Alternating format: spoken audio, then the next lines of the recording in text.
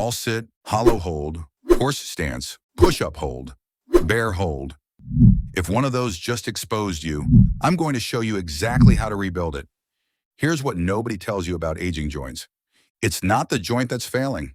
It's the connection between your brain and the muscles protecting it. Doctors call it neurological disconnect. Your deep, stabilizing muscles going quiet from years of sitting. So your joints end up absorbing impact they were never built to take alone. Left untrained, this doesn't stay the same. It compounds. 5 years from now, that same wall sit isn't 20 seconds. It's 5. 5 isometric holds, no weights, no gym, no impact on the joint itself. Each one is also a test. You'll know in the first 10 seconds whether that part of your body has gone quiet. Let's start at your center. Nothing else on this list works until this is fixed. Lie face up. Press your lower back flat into the floor, hard enough you could crush a coin under it. Hover your straight legs a few inches up. Reach your arms back, past your ears. Test. If your lower back peels off the floor, even slightly, that's not core weakness. That's your deep transverse abdominis, the muscle that should be protecting your spine, sitting completely asleep.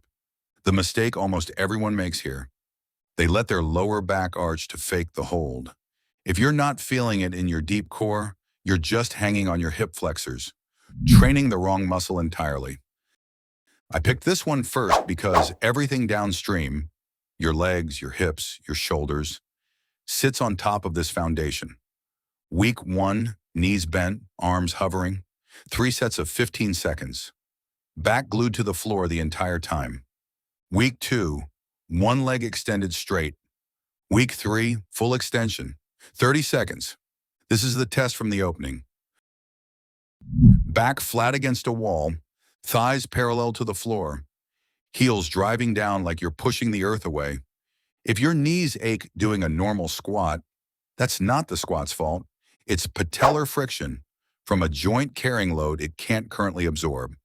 The mistake most guys make, letting their knees creep forward past their toes. That shifts the entire load back onto the joint you're trying to protect. Week 1, 45-degree angle, 3 sets of 20 seconds.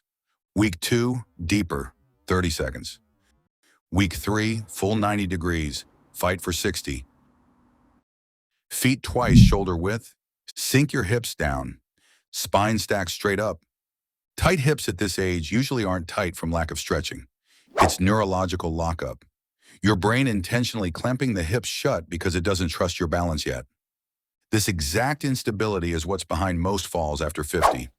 Common mistake, letting the knees cave inward under fatigue. That hands all the load to your knee joints instead of your glutes. Week 1, quarter depth, 3 sets of 20 seconds. Week 2, deeper, 30 seconds.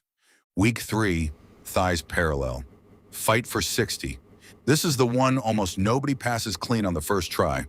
You already saw it fail in the opening. Lower into a push-up until your chest hovers an inch above the floor. Freeze. Elbows tucked tight to your ribs. Not flared.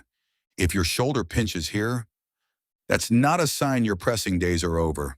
It's tendons that have been moving through a compromised range for years, finally asking for real stability work.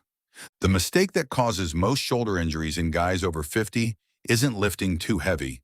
It's skipping stability work like this entirely. Week 1, hands elevated or on knees, 3 sets of 15 seconds. Week 2, full push-up position, 20 seconds. Week 3, fight for 30. Hands under shoulders, knees under hips, toes tucked. Lift your knees exactly 1 inch off the floor, freeze. This is the integration test. If your back sags or your core caves here, it means the first 4 movements haven't connected yet. Week 1, 3 sets of 15 seconds. Week 2, 30 seconds. Week 3, fight for a full 60. 5 tests, 5 fixes. They build on each other. Core, then legs, then hips, then shoulders, then the whole system tied together. Go back to whichever test exposed you in the opening. Time yourself right now today. If one of those tests exposed you, that's not a verdict on your age. That's just information. Next test,